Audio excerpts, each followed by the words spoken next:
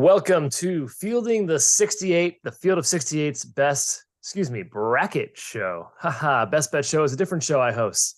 My name is McKeon from the Three Man Weave. I'm here to walk you through some bracketology talk with two of the very best bracketologists in the entire world, Brad Wachtel, Lukas Harkins. Happy for you guys to join me here on a lovely Friday as we get closer and closer to March, closer to the actual reveal of the bracket. It's the best time of year, fellas. How we doing? Lukas, how you doing? Doing well. Making it through. We're getting closer and closer to Selection Sunday with each passing day, heading into a huge swing weekend. Brad, how are you doing? I'm doing great. Not sleeping at all, but that's okay. Just numbers. As Mr. Rothstein likes to say, we sleep in May. Fellas, I want to start the show off here with a quick discussion on what has changed for you since the all-knowing committee's top 16 reveal last week. If you're not familiar out there, the committee released their top 16 teams. I'm guessing in an effort to be transparent, quote unquote, or give us some insight on where teams stand at the current moment. Brad, I know, actually Lukas as well, we all were kind of confused by some of the order, some of the teams in the top 16 reveal, the orders, the pecking order. But Brad, what has changed for you since that week, since last weekend? So there's been a few things that have changed. First of all, the one line is still the same. So you still have Houston, Alabama, Kansas, and Purdue, not in that order, of course. But they are still the one line, and the two line has also remained the same with Baylor, UCLA, Arizona, and who am I missing? Of course, I'm missing Texas, of course, the top 2 seed. Appreciate that. So things that changed. So Virginia lost at Boston College. They were a 3 seed at the reveal. That's a bad loss. Dropped them to a 4 seed. Kansas State beat Iowa State. They were neck and neck. Iowa State actually lost twice since the reveal. So that for me, they dropped from a 3 seed to a 4 seed. Marquette won at Creighton, an excellent win. High Q1 win for them, high Q1 road win, which the committee loves. So they were a 4 seed at the reveal. They are now a 3 seed. A team like Xavier. So Xavier was the committee's last team in as a 4 seed. Lost at home to Villanova. Not a good loss. So they are now out of the top 16. And for me, the team that slid in is the team that most people had in, but the committee didn't seem to like for some reason, and that's UConn. Yeah, agreed. Yeah, UConn was, I think, the consensus surprise of teams that did not make the top 16 reveal. So who else? You said Iowa State and Virginia slid down to a 4 for you. Who's the other team that rose to a 3 besides Marquette? The other team that rose to a 3 was Gonzaga. Okay.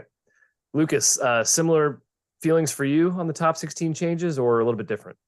Yeah, we had the exact same movement. I would say the two things that Brad didn't mention that I think we're both in agreement with, but didn't come up. Obviously, the 1 seeds are still the same, but I moved Kansas up to the number 3 1 seed as a result of its week, and I dropped Purdue to my 4th 1 seed.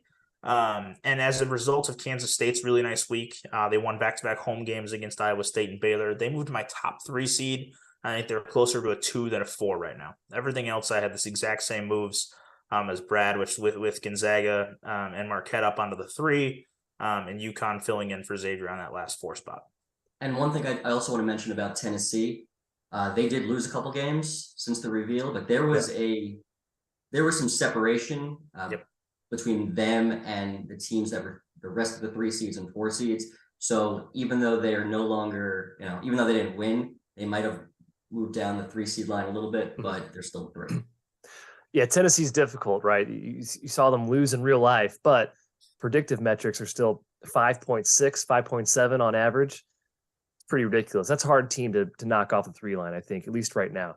All right, love it. Let's go into the 1 seeds, guys. We said it was the same as everyone's been expecting from the top 16 committee, from you guys doing the shows these last couple of weeks. But let's pop them up on the screen real quick, show them as a consensus. Alabama, Houston, Kansas, and Purdue. And one thing I thought was interesting, so Kansas had 14 Q1 wins, which I think would be a record. One of them dropped off to a Q2. now just 13 Q1 wins. I'm sure they'll get back up there, but just a funny just bracketing note. Yeah, always sliding with the Q1, Q2, Q3 wins. The net, it's a big mystery. So Lucas, you said you shifted Kansas up this week on the 1 seed line in the S curve. Why'd you do that? Well, they're up to 17-5 across the upper 2 quadrants compared to Purdue being 14-4. It's 1 more loss, but 3 more quality wins. They have 2 more quad 1A wins. They're number 1 across both resume metrics, KPI, and strength of record. Quite frankly, having them as my third 1 seed, I think is a little bit disrespectful. I thought it was disrespectful where they were at the bracket preview in the first place. But our job is to reflect what we think the committee will do. And the committee, I don't think, respected Kansas very much. So I can't. So they're my third number 1. I think they could have, on paper, a legit argument to be the top overall seed. But the committee disagreed with that thought last week, putting them as the number 4 1 seed. And I don't think that we can necessarily see them jump Houston after just that 1 week. Is that weak predictive metrics, quote unquote, weak compared to the other 1 seeds? Is that why they were I think that's third or fourth? True. I think that's probably the argument, and total losses too. Bama only has 4 losses, and Houston only has 2. Brad, shift. You had a couple shifts as well on the 1 seed line. I would agree with Lucas about Kansas, moving them up the line, and I do agree that there's an argument to be made that they should be the number 1 overall seed in the NCAA tournament, and they still might be because of the opportunities they have, to end the season, and then obviously the Big 12 tournament. So we'll see how that shakes out, but they're obviously in excellent shape to receive a 1 seed. 14 wins against the field. As you mentioned, 17 quad 1 and quad 2 wins. Nobody is even close to that number. Yeah. If they end up with 20 Q1, Q2 wins at the end of the day, it's pretty hard not to give them the number 1 overall seed. That would be more quad 1 and 2 wins than some teams that make the field as an at-large would have wins, period. Exactly. Yeah, that's crazy to think about. Purdue, how close are they? I think they're both your number 4 1 seed, if I'm not mistaken. How close are they to falling off the 1 seed line? Or is there a pretty big gap there, Lucas? Yeah, I think there's a gap. Kansas is my top 2 seed right now. And I think there's a gap there. They both have 9 quad 1 wins. Texas has 2 more losses. And their metrics aren't quite on par with where Purdue's are. I think there's a little bit of a gap there. I think if I had to point out a 2 seed that can make a run, I think Arizona might be a team. They're already 5-0 in quad 1A games. And if the committee wants to make a statement about how good they played against their top opponents, Arizona might be able to make that jump. But I think Arizona and Texas have a little bit of a gap between their spots on the 2 line and getting up to Purdue on the 1. Brad, anything to add there? I would agree with that. I think Purdue is okay, especially with the schedule they have remaining. They play Indiana, at Wisconsin, and Illinois. 2 of those 3 at home. You would imagine they'll take care of business at home. They should be okay and end up as a 1 seed. I will say the team that probably has the best opportunity, I agree, with Texas and Arizona. Texas, though, gets to play at Baylor, at TCU, and Kansas. So if they can somehow, are they going to run the table? Probably not. But the opportunities are there for them to potentially jump Purdue if they do. And then Arizona, of course, gets to play at UCLA and at USC to end the season. And as Lucas mentioned, 5-0 high Q1, they have a chance to increase that number to 6-0. They're still in play. Yeah, 5-0 against Q1A for Arizona. That stuck out to me as I was doing my bracket exercise today. It's like, wow, that's incredible. No one's really touching that number. So Arizona pretty much locked into that too, at least in my opinion, unless something catastrophic happens. But okay, good 1 seed discussion. Let's go to the bubble. Let's see your guys' last 4 in, first 4 out.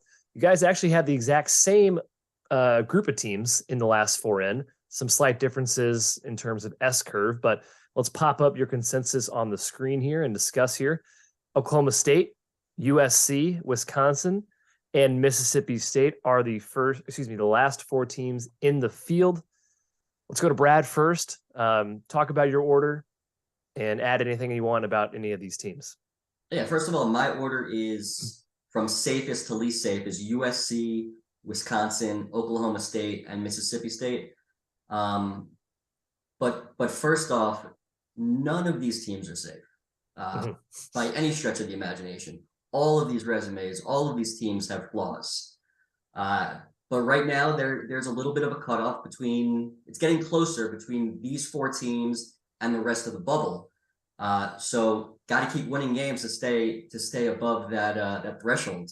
In terms of USC, why I still have them in 8-6 Q1 and 2, which is a solid number for a bubble team, and their metrics are pretty good.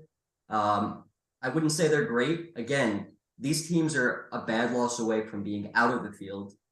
And like I said, they need to keep winning. Wisconsin is an interesting team. They just managed to stay afloat. And they have 6 Q1 wins, 10-10 Q1 and 2, top 40 strength of record. Their predictive metrics are terrible.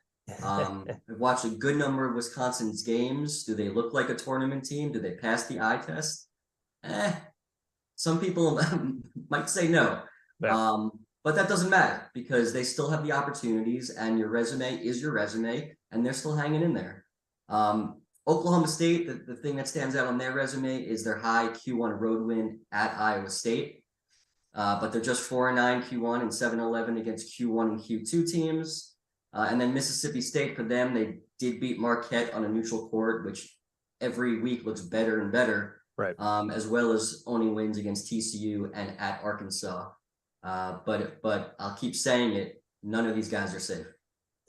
So I noticed when I was doing my exercise, Oklahoma State and West Virginia, pretty similar resumes. And we saw the committee, even though they weren't supposed to, it seemed like they favored some conference record, or at least considered it. When you see Oklahoma State 2 games up on West Virginia in the Big 12, given what West Virginia just beat Oklahoma State. But given that, do you think there's a chance the committee would slide Oklahoma State above West Virginia? Yeah, I think there's a chance for sure. But watching the committees reveal, they also favored teams that didn't have any bad losses. True. And that's where West Virginia falls. They also have the better overall metrics than Oklahoma State. So yeah, like we always say, conference record, it doesn't matter to an extent. So yeah, that is definitely something to keep in mind. We'll see how the teams finish out. But you want to get that number maybe to 4 games under 500. That'd be nice. Yeah, gosh. Lucas, what was your order for last 4 teams then? Yeah, so again, same 4 teams. My order, I've gone Mississippi State as my 4th to last team in, followed by Oklahoma State, USC, and Wisconsin. I think Mississippi State, just as Brad had it, could easily be closer to the cut line than 4th to last, and I wouldn't be opposed with that. I think they get the edge over some of the teams with similar resumes. They have higher top-level wins. Both Wisconsin and Mississippi State have wins over Marquette. But Mississippi State also has the wins over TCU, Missouri, and Arkansas. All teams are projected to be top 9 seeds for me. And obviously, they've lost 2 of their last 3, but two of their next 3 are now at home. They finish at Vanderbilt. I think 2-1 will probably keep them on the right side of the field. Oklahoma State, replacing a 5-game winning streak with a 3-game losing streak helps nobody. And that's pretty much what they've done. And then they go Kansas State and Baylor at home, so huge opportunities. And then they go at Texas Tech. They have the opportunities to really make a big jump, but they also have 12 losses. I think with how hard their closing stretch could be, they can pile up losses. They can get to 14 really quick. USC, as Brad mentioned, is one of the few teams with an above 500 record against quad 1 and 2 on the bubble. They're 8-6 in those games. They got 2 losses in the bottom 2 quadrants, but they have the biggest statement win, I think, of these 4 teams. They beat UCLA. It was at home, but that's the type of win that over a top 2 seed that I think matches up well against other teams. They won that game by 13 points. They took care of business, tricky road game against Colorado last night. They go at Utah, and then they get Arizona and Arizona State at home, which are solid opportunities to continue to move up. As Brad mentioned, Wisconsin's got 6 quad 1 wins. It's better than just about everyone in the bubble. Yeah. They've alternated wins and losses for 8 games in a row. I think, as Brad mentioned, there's a little bit of a gap between this last team in the field, Wisconsin for me, and I think Mississippi State for him, and the first few teams out. So Wisconsin's, I think, in okay position as the last team in. The road win over Marquette really stands out, but that's their only quad 1 win, quad 1A win, which is fewer than, Texas Tech, Mississippi State, New Mexico, Pitt, Michigan all have 2. I think Wisconsin's the most interesting bubble team right now. They only have swing games left on their entire schedule. They go at Michigan, which swings things on the bubble. Michigan's trying to play their way in. They get Purdue at home, which is a swing game as they can play themselves into better positioning. And then they go at Minnesota, which is basically the only landmine loss in the entire Big Ten possible is if you lose to Minnesota. So there's lots of things Wisconsin can do in its final 3 games. It could see itself with a strong finish, even sitting as high as a 9 seed, it could fall very quickly off the bubble too. Remind me what the record is for highest net in the tournament. We've only had a few years, but what was Rutgers last year? 77? 77 last 77. year. Okay. Sweet. So Wisconsin's net is 70. So they'd be getting close to that mark, but yeah, 77. Whew. That's high. That's high. All right, let's shift to first four out here. We're going to get some good conversation, I'm sure, from this. Starting with Lucas, let's throw up his first four out here and let's get a breakdown. All right, so you just mentioned the lowest team to ever make the tournament at 77th in the net. Utah State is currently 34th in the net. The best net rated team to miss the tournament was 32nd. Ooh. They're in a similar spot there in terms of being in a spot that puts them in position to make the tournament. I think they're very tricky to make an argument right now. They have no quad one wins. That's the huge hole in their resume.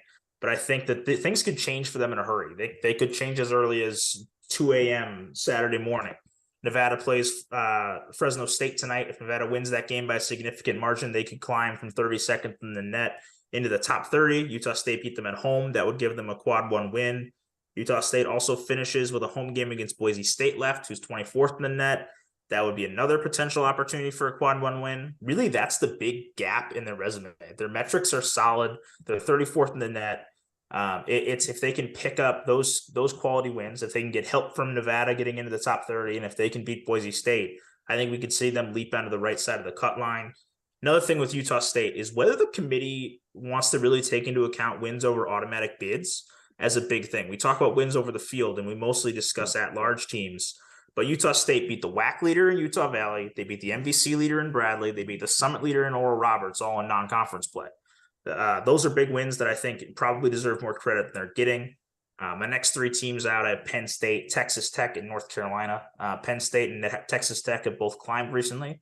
Nittany Lions have won 3 in a row. Texas Tech's won 4 in a row. The Red Raiders have really added signature wins. They got Iowa State, Kansas State all at home.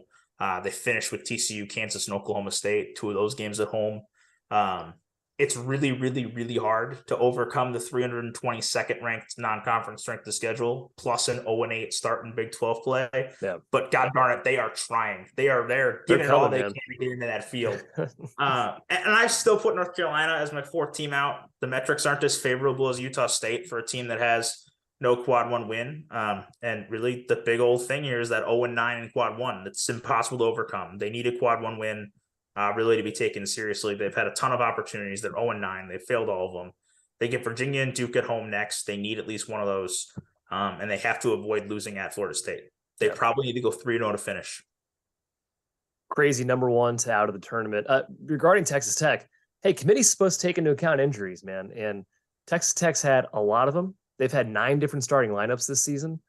There haven't been a lot of teams out in the country that have been as injured as them. And obviously with AMAC back in the lineup, they fared pretty well. So we'll see when all is said and done at the end of the season, where all these records stand, especially with Texas Tech, Oklahoma State, West Virginia, kind of being in a similar cluster. But man, they've been impressive lately, the Red Raiders. And I kind of want to see them win the next 3 just for the pure chaos of it. I know it would make our jobs pretty tough from a bracketology perspective, but I still want the chaos. All right, Brad, let's go to your first 4 out on the screen here. I have break it Penn down. State. I think Penn State is... So they're 4-6 Q1. They have a huge game against Rutgers on Sunday.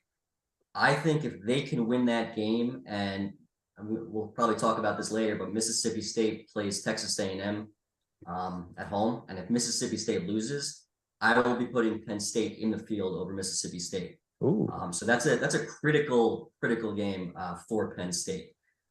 Utah State, for all the same reasons that Lucas had mentioned. I'm not so sure if a win over Boise State is enough to get them into the field. I think they could use another top tier win in the Mountain West Conference tournament to really get over the hump. I'm just not sold on it at the moment. Then I have New Mexico, and look, if you just look at the resume, you probably say they're not in because they have 4 bad losses, but 2 of those 4 bad losses came without Jalen House. Yep. He's back now. The committee has to take that into account because their 1 Q4 loss came to Wyoming and he didn't play. They have 2 high Q1 road wins, which we saw in the reveal the committee loves. They won at San Diego State and at St. Mary's. So this team is hanging around. The problem is they're under 500 in their league, which again, we know conference play doesn't mean a whole lot, but they're also not in a high major league, which might matter.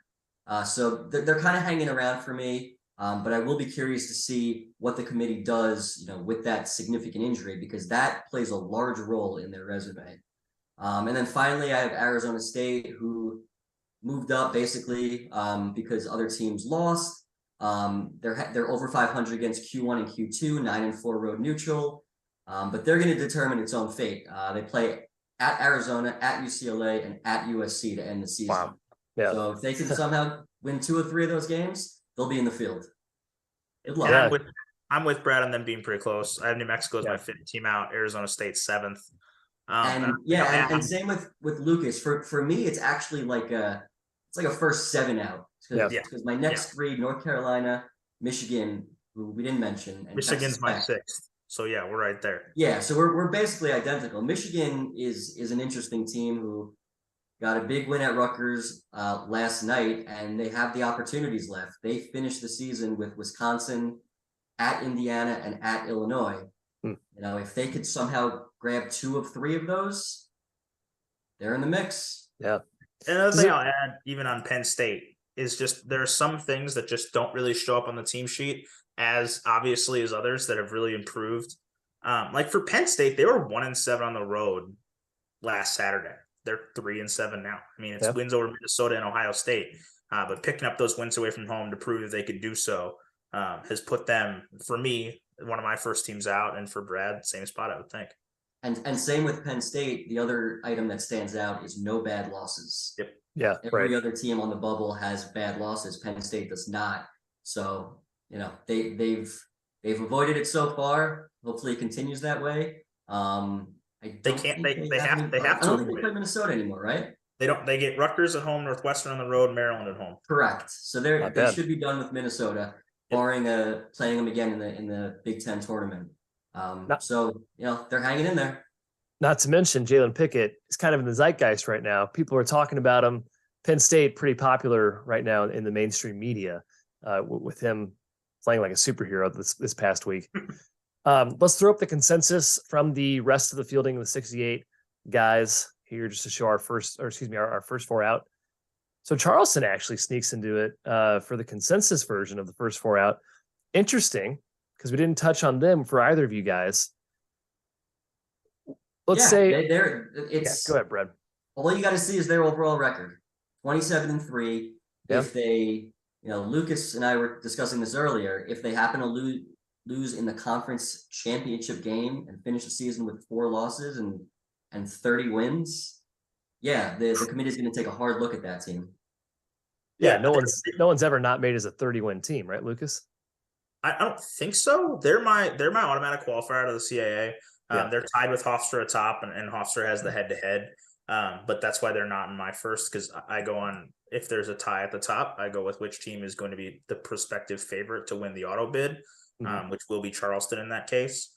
Even if they're the 2 seed, they will probably be the betting favorite to win the league. So that's where I've gone with Charleston. I would have them in a similar spot, though. I think that they're probably in those first few teams out right now if they're an at-large, but at the same time, if they go 30-4, it honestly, if the committee takes a team with 13 or 14 losses over a 4-loss Charleston, what's the point anymore? Yeah, and again, 30-4 would be.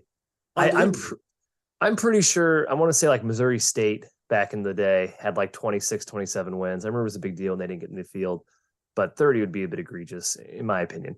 Yeah, and one thing also Charleston has going for them, even though they don't have any wins over the field, they do have a very good strength of record for a team, of their stature. They have a top 50 strength of record.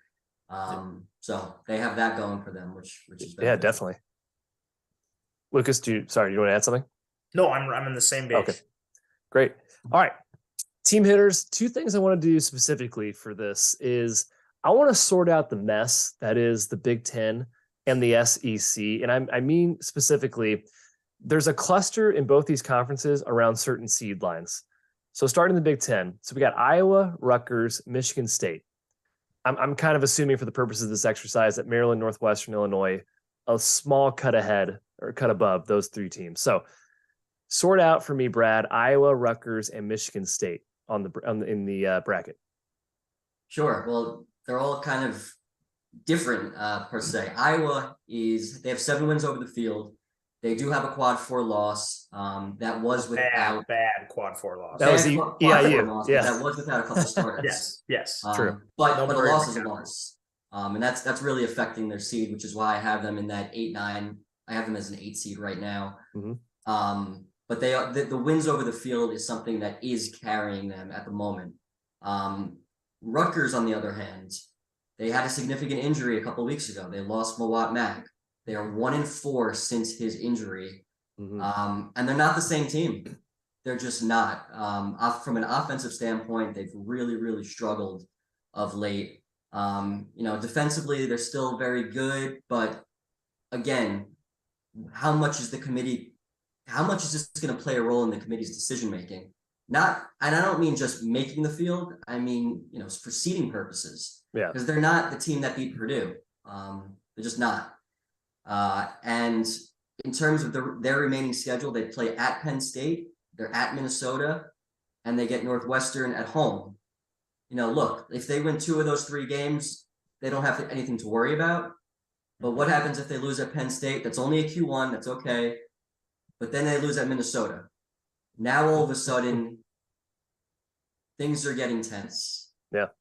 So we don't know how things are going to go because we're not sold on the way they're playing with this current roster. So these final 3 games are a big stretch in the Big Ten tournament to show the committee that they're not the team that played the last 5 games. Maybe they're somewhere in between what they were at the beginning of the season and where they are now. So every game is critical for them. And then there is something Michigan to be State, happy. They don't have. Go ahead, Lucas. If there is something to be happy about for Rutgers, if they do trend closer to the bubble, they're 1 win of late at Wisconsin, head to head. When you get right at the cut line, that head-to-head win is a nice one to have in their pocket. Right. Yes, that is nice. The things though that they have against them are the poor non-conference strength of schedule, their road neutral record, which right now is 3-7. One of those is Purdue, though. Yes, that is correct. that win at Purdue is going to get them in the field. Is what I believe will get them in the field when it's all said and done. And then Michigan State has 0 high Q1 wins, but they are 7-8 against Q1. Yeah. So they're kind of in a similar spot to Iowa, probably slightly better because they don't have that Q4 loss. I have them as a 7 seed right now. They're over 500 against Q1 and Q2 opponents. So they're in pretty good shape. I see them kind of hanging around that area, anywhere between like a 6 to 8 seed, depending on how they play the rest of the way.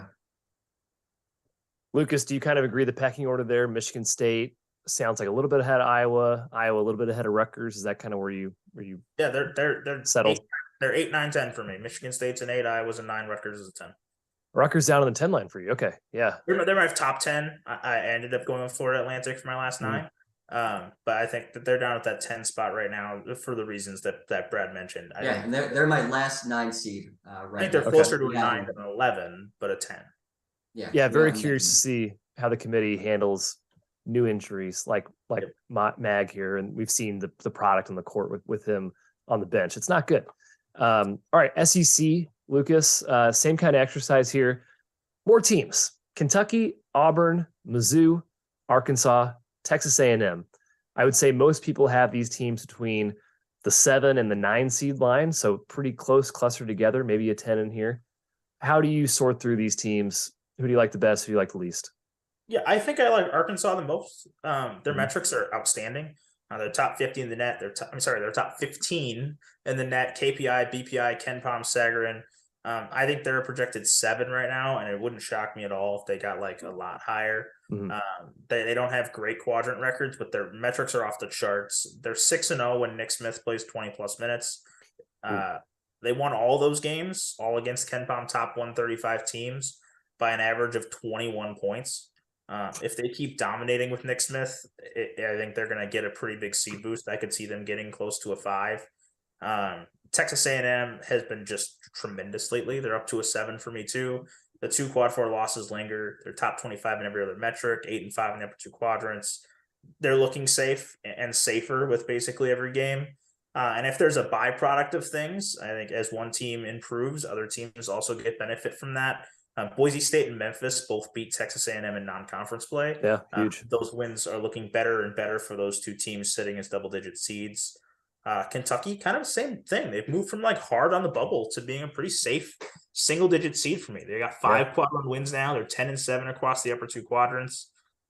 Missouri is probably the toughest team to seed in the entire field. I don't know if Brad would agree with that, but like the toughest cakes to crack. Great wins, awesome resume metrics.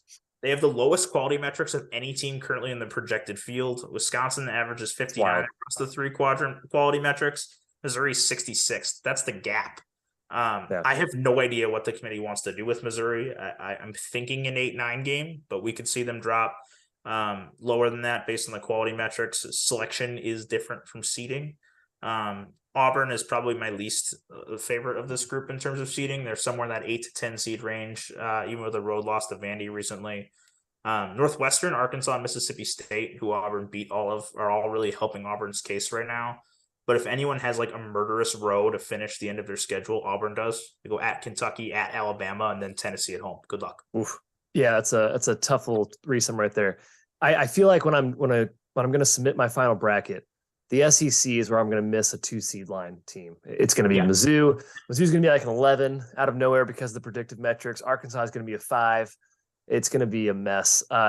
Brad, specifically about this group here, my question for you is, does the fact that Texas A&M's 2 Q4 losses, the fact they happened a long time ago now, and the fact they're playing so well right now, do you think the committee kind of, quote unquote, more or less throws those out and kind of focuses on the conference play for them? No, I don't think they throw them out. Do they dismiss it a little bit? Yes, but not a whole lot. Texas A&M is the only team in the field that has 2 quad 4 losses. Wow. Only team. So, you are what, like we keep saying, you are what your resume says you are. They've been hot lately. The committee did show some recency bias with their reveal. So I think they're going to get the benefit of the doubt. I have them as my top 8 seed at the moment. I could see them, as a 7 right now. They're my last if they continue playing this way, they could go up a little bit higher, but probably not that much higher because of those 2 Q4Ls. In terms of this grouping of teams, the team that I'm most concerned about is Auburn. I actually have them as my top 11 seed. I moved them down a little bit, which is probably a little different than most people. I'm not sold on them. They're just 2 and 7 against Q1. They have 0 high Q1 road wins. And the rest of their schedule, as Lucas mentioned, they could easily go 0 and 3. Yeah. You're looking at potentially finishing 2 and 10 against Q1 opponents without that major victory. Auburn's not safe. They're not. Maybe I'm a little low on them, but I feel okay with them as my top 11 seed, just based on, the quality of what they've done. Before Auburn hates us, they're my 3rd 9 seed. 3rd 9 seed. Yeah, I mean, that's what I mean by I'm going to miss a team by 2 seed lines in the SEC cluster because you don't know what the committee's going to really favor. And yeah, to Brad's point, it seems like they added that last 12 games on the resume, the team sheet again, secretly. That would be a great bonus for Texas A&M. And if Texas A&M wants to move up seed lines and their fans want to move those quad 4 losses to the past, look no further than last year's Dayton team being the first team out. There you go. Right. The team that lost a bunch early on and then 3 straight sub Ken Palm top 200 losses in the first 4 games of the year. I think. And then 3 straight wins over top 25 teams or something like that. It was a crazy 6-game stretch there. All right, let's shift gears to some chat questions. I've been kind of writing them down as they've come through. We kind of talked Texas Tech. We kind of talked about the injuries, the 1 Q3 loss, how they're getting closer to the field. Is there any scenario here, Brad, that the Big 12 gets 9 teams? It might be the best conference we've seen in 20-something years, top to bottom. Is there a scenario this happens, or is that a pipe dream? I think it's possible. I don't think it's going to happen. The way the committee does, their seating, they don't do it by conference. They do it by your resume. So sure, it can happen, but with the way things are going to turn out between, obviously Oklahoma's not getting in, but between West Virginia and Oklahoma State, and then obviously Texas Tech, I expect 2 to get in. Wouldn't be surprised if it was only 1. Yeah. All right. How about Lucas for you? UConn's ceiling. Couple questions in the chat. Their seed ceiling. It's like impossible to answer that question. It's like impossible because it should be a 2. But like the committee was so I know they weren't playing well at the time of the bracket preview, but really I think it was not borderline disrespectful. It was disrespectful that they weren't in the top 6.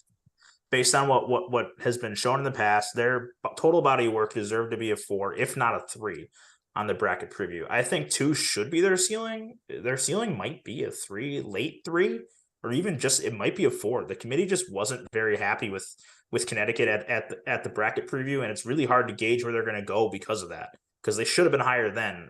Where are they really? We knew they probably would have been at 5 at the bracket preview, but where on that 5 line even? We don't know. And I think they're one of the really tough teams to judge their ceiling because the committee was not kind about where they were a week ago. Maybe the committee saw the feedback on Twitter and say, "Ooh, whoops, we made a mistake." So we're going to buy Purdue, get off the 1 line secretly. Yeah. So Brad, we talked about Penn State quite a bit. Michigan. You said you had them, I think, in your next 4 out. Is that right? Something like that. I think we both have them 6 out. What do they have to do to get into the field? They're kind of a weird team too. I think they got Wisconsin, at Indiana, and at Illinois. Win 2 or 3. Yep. I think if they could win 2 of 3, look, right now they have 6 wins against the field. For as bad as their resume looks, 6 wins against the field. If they can win 2 of those games, beating Wisconsin potentially could knock Wisconsin out. I don't know yet. We'll see how it shakes out. But you're potentially looking at 8 wins against the field. Nobody has that isn't a top 6 seed. So the committee is for sure going to take note of that. And if you remember last year, a team like Rutgers, who actually, it's some similarities, had a Q4 loss like Michigan does, but they had a plethora of top tier wins. And that's what Michigan is trying to do. So we'll see how it turns out for them. If they can get 2 out of 3, if they can only get 1 out of 3, they're going to have to win a few games in the conference tournament. They'll also, I think, have a couple things on their side in that compared to where they are now, if they go 2-1, which would include, I think, probably include winning at home against Wisconsin. They'd get another win at Wisconsin, so that they would split that season series, which would take away that head-to-head advantage Wisconsin has right now in the bubble. And also, if they beat Wisconsin and route to that, if they finish 2-1 and beating Wisconsin, they're going to finish at worst 2 games over Wisconsin in the Big Ten standings if they want to pay attention to that. Yeah, it'd be interesting to see. I mean, a lot's going to come down in these last 3 days, or 3 games in conference play, as it usually does. We always, of course, make that caveat. Lucas, question in the chat about Houston. Is there any way they drop to a 2 seed if they drop a single game to finish out the year here, or even in the AAC tournament? Yeah, if they lose to East Carolina, they could. Okay. Like, I think that's a bad enough loss that I think would give them their second loss in the bottom 2 quadrants. I think at Carolina is probably a quad 3 game. Mm-hmm. I think that might do it. I don't think a loss to either Houston. I mean, obviously Memphis. Either Memphis or Wichita State would do that. Those are their final 3 games. So I think just take care of business at East Carolina tomorrow, and they're going to be on the 1 line in Selection Sunday. The thing about Houston that stuck out to me about the resume, they're number 1 across the board in predictive metrics. Yeah. Every single source, number one. That's pretty tough. That's a lot of inertia, we'll say, to get off the 1 line. The Kansas version of KPR, strength of record. Yeah, exactly. Brad, kind of an interesting question here. Missouri Valley, Drake, Bradley, no one's really talked about them from an at-large perspective. Presumably it would take a lot of work and kind of some weird stuff to happen, but is there a path for either Drake or Bradley to get there, or is there too many losses, not enough quality wins? Yeah, there's just not enough quality wins for that for either of those teams to get there. I mean, they are 1-0 against Q1 and 3-3 in terms of Drake, but they have 3 bad losses. Their strength of record is not where it needs to be when you look at what the committee's done over the last couple of years. So that's going to be a one bid league. Yeah, I agree. Tend to agree as well. Hey, maybe someday they'll get back up there, and then that team will leave the Missouri Valley for a different conference, like we've seen about every single season. One last point here before we get to the games to watch of the week here. I'll ask both of you guys this because this comes up every year when I'm doing a bracket. It seems to me the committee does not take into account conference tournaments as much as people would believe, especially championship games and conference tournaments. Brad, do you feel the same way? This notion is correct? Should we not be putting as much stock in conference tournament wins and losses? Or do you have a different opinion? So Saturday and Sunday? Saturday and Sunday, yeah, don't matter. Saturday and Sunday don't matter. And really, Friday is up for debate. Mm-hmm. The games leading up to that, the Tuesday, Wednesday, Thursday of the high major tournaments, teams can play their way in, teams can play their way out. But after that, based on what the committee has done for a number of years now, how you finish out, it just doesn't matter. The only thing that'll matter is if it's a team that obviously wins their tournament, and they're replacing a team. But other than that, you're really not changing a seed. Like I remember a few years ago, Michigan State won the Big Ten tournament, and it seemed like for sure that they should be a number 1 seed over Gonzaga. They won the Big Ten tournament. Nothing happened to their seed. Why? Because the selection show was a half an hour after the game. Exactly. Yeah. Yes. Lucas, is it more of a convenience thing? Like, we're not going to change the bracket now. If it is, that's annoying to me personally. I agree. Yeah. It's just not that hard to make a contingency bracket for that sort of thing. I mean, if you know what's going to happen, you know what's going to happen. If you're that determined to be like, well, if their quality metrics don't move enough because they win by 2 rather than 10, I don't get it. I am still frustrated at how, in particular, the SEC tournament was treated last year. Texas A&M, I'm guessing, where you're at. Yeah, Texas A&M. I'm not going to argue that they should or should not have been in the field. But if they're going to miss the field, they shouldn't be the 4th team out, which is what they were last year. And Tennessee landing on the 3 line instead of the 2 after running through the SEC tournament with wins over Mississippi State, Kentucky, and Texas A&M last year, I think should have been on the 2 line, quite frankly. Right. I think Brad hits it right. I mean, Friday, Saturday, Sunday didn't matter last year, and there's no indication that they're going to this year. Yeah, when it came down to it last year with Texas A&M, like you mentioned, Texas A&M was a team I had in, and Notre Dame was a team I had out. And if you go top to bottom, compare those resumes, there's not a single argument to put Notre Dame in if you looked at those resumes on Sunday. Yep. I remember, wasn't Notre Dame the team that like nobody had in the bracket matrix? It was like, where the heck did that come from? Was Notre Dame Rutgers last year? There was one team that like nobody had in the field. Notre Dame was a team that people probably had in before the conference tournaments began. Okay. And then after they were eliminated early, people took them out. But the committee, I guess, made up their mind by that point. Man, annoying. That I've noticed that last couple of years, and I've started to try to just ignore, like Brad said, Friday, Saturday, Sunday. So don't be expecting to see some major swings, I guess, what I'm saying, on those 3 days. Games to watch this weekend, guys. Couple on Saturday and Sunday, just so all of you are aware out there.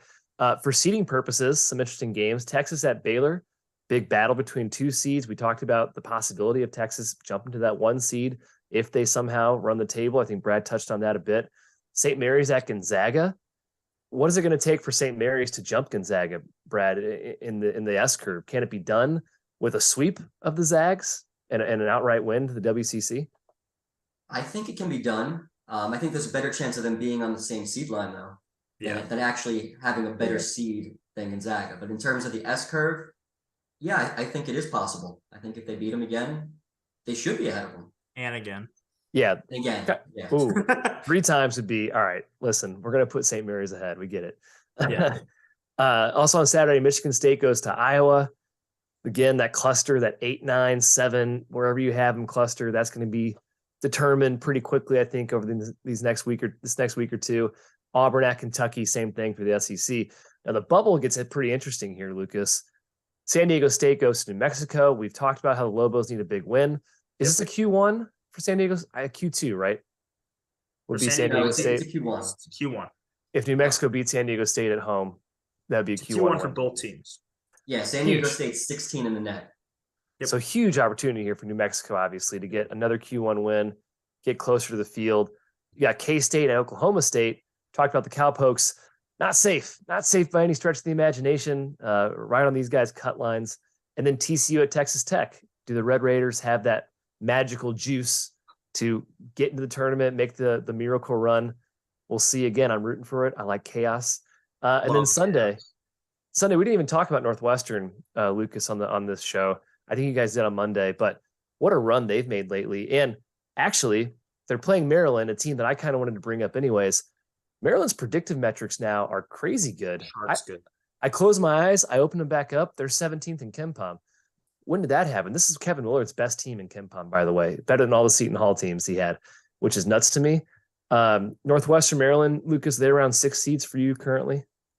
Yeah, I have Northwestern as a 6. I have Maryland as a 7. They're about 3 spots away from each other for me.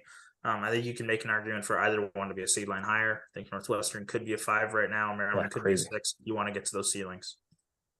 Yeah, absolutely nuts to think about Northwestern, man. 2nd place outright right now in the Big Ten. And then bubble on Sunday, more Big Ten. Wisconsin at Michigan. Talked about it a couple times already. Absolutely enormous game for both teams. And then Rutgers at Penn State. Brad, I kind of want to see the Nittany Lions in the tournament. Again, I like Jalen Pickett. And if Rutgers loses this game, Brad sounds the alarm for the Scarlet Knights. I won't sound the alarm if they lose this game, because this would be a quad 1 loss. Okay, if they true lose enough. their next game at Minnesota, that's when you sound the alarm. But in terms of Penn State, if you're a bubble team and you have a home game, you need to win. You cannot lose home games at this point in the season. Now, Brad, move the camera so we can see the Rutgers flag behind you. I kind of see it. Yeah. A Rutgers alum. Yeah, are you just doomsdaying being a Rutgers alum? Because I get that. I am not a doomsday person whatsoever. I just like to keep it real, and I want all the information that I have. I want it to be well documented to the public. And positive. Fantastic. Yes, fantastic. All right, guys. Hey, great show. Fielding the 68 is back on Monday. Again, our cadence, guys, is Monday and Friday, 4 p.m. Central. Reminder, the full bracket is going to be tweeted out. So the full consensus bracket, Lucas, Brad, Rocco, Andy, the great minds, the bracketologists have put together a bracket with Dagan's help, of course, doing the seeds and the regions. That will be tweeted from the Field of 68's account on Twitter. Check it out after the show. See what these guys think so far of the field. And we will see you on Monday. Have a great weekend. Enjoy some hoop.